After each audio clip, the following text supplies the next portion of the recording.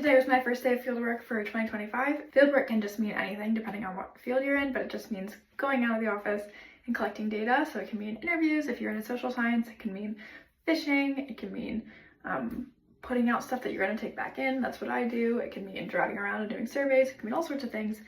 For me, I went out and I put out some wildlife monitoring devices, and this is what I wore today. I was in farms, so not too far out.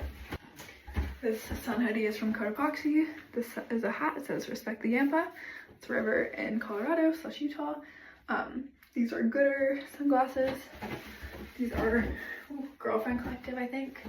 And then this is the jewelry I wore. I also wore this necklace. My one critique with this outfit, although it was really good for temperature control, was that I didn't have any pockets. So I should take better note of that next time. I also wore big gum boots that come up to about here because farms can be pretty muddy. Yeah, that's my outfit for today.